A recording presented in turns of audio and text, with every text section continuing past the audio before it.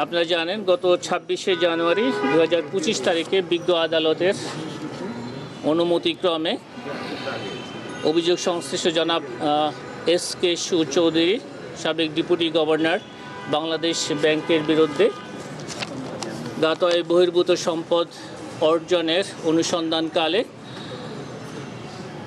বাংলাদেশ ব্যাংকের রক্ষিত লকারে তল্লাশি অভিযান পরিচালনা করা হয়েছে এবং সেই অভিযানে প্রচুর বৈদেশিক মুদ্রা এবং স্বর্ণালঙ্কার পাওয়া যায়। সেই সুবাদে আরও ওই তল্লাশিকালে দেখা যায় যে বাংলাদেশ ব্যাংকের অনেক কর্মকর্তাদের নামে সেখানে লকার রয়েছে। অনুসন্ধানের কালে আমাদের অনুসন্ধান দলের কাছে প্রতীয়মান হয়েছে যে বাংলাদেশ ব্যাংকের অনুসন্ধানের সাথে সংশ্লিষ্ট আরও অনেকের এই ধরনের যে লকারগুলো রয়েছে সেগুলো তল্লাশি করা প্রয়োজন। সেই জন্যেই অনুসন্ধান দল পক্ষ থেকে বাংলাদেশ ব্যাংকে সেই লকারগুলো সাময়িকভাবে ফ্রিজ করার জন্য অনুরোধ করা হয়েছে। বিজ্ঞ আদালতের অনুমতিক্রমে পরবর্তী সময়ে অনুসন্ধান দল এই বিষয়ে পরবর্তী আইনানুগ কার্যক্রম গ্রহণ করবেন। আমাদের আইনানুগ সব ক্ষমতা রয়েছে এবং দুর্নীতি দমন কমিশন আইন, মানি লন্ডারিং প্রতিরোধ আইন 2012 এর ক্ষমতা বলে আমাদের অনুসন্ধান দল এই পত্র লিখেছে, যখন বাংলাদেশ ব্যাংকের লকার খোলার প্রয়োজন হবে যথাযথ আইনি প্রক্রিয়া অনুসরণ করেই পরবর্তী কার্যক্রম গ্রহণ করা হবে।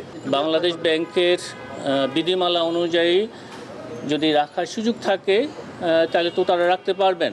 আমরা শুধু অনুসন্ধানের স্বার্থে আমরা মনে করছি যে এইগুলোতে জ্ঞাত আয় বহির্ভূত সম্পদ, বিশেষ করে বৈদেশিক মুদ্রা এবং স্বর্ণালঙ্কার সহ অন্যান্য গুরুত্বপূর্ণ দালিলিক প্রমাণাদি এফডিআর এই সমস্ত ইনস্ট্রুমেন্ট এখানে রয়েছে, যেগুলি তারা জ্ঞাত আয় বহির্ভূত বলেই আমাদের অনুসন্ধান দলের নিকট প্রতীয়মান হয়েছে। আমরা আইনানুগ প্রক্রিয়া অনুসরণ করেই এই লকারগুলো সার্চ করা হবে। যদি সেগুলিতে কারো বৈধ জিনিসপত্র থাকে সেগুলি যথাযথ আইনি প্রক্রিয়ায় সেগুলি নিষ্পত্তি করা হবে। এইটা সংশ্লিষ্ট টিম কাজ করছে এবং তারা আদালতের অনুমতি সাপেক্ষে যখনই অনুমতি পাবেন সে অনুযায়ী কাজ করবেন। আমি পূর্ব অনুমান করতে পারি না। একটা বিষয়, শুধু বাংলাদেশ ব্যাংক না, বাংলা ব্যাংকের রুলস অনুযায়ী প্রাইভেট সরকারি অনেক ব্যাংকে এই ধরনের লকার সিস্টেম আছে। আপনারা কি সব ব্যাংকের জন্যই যাবেন না শুধু স্পেসিফিক বাংলাদেশ ব্যাংক? আমরা সব ব্যাংকে তো যাওয়ার আমার প্রশ্নে ওঠে না। আমি শুধু আমার অভিযোগ সংক্রান্তে যেখানে যেখানে প্রয়োজন হবে, যে অভিযোগ নিয়ে আমি কাজ করছি, আমাদের অনুসন্ধান দল কাজ করছেন, দুর্নীতি দমন কমিশনের তফসিলভুক্ত অপরাধের সাথে যে অনুসন্ধানগুলো চলমান আছে সেখানে যখন প্রয়োজন হবে সে অনুসন্ধান দল তারা ঠিক করবেন কোথায়।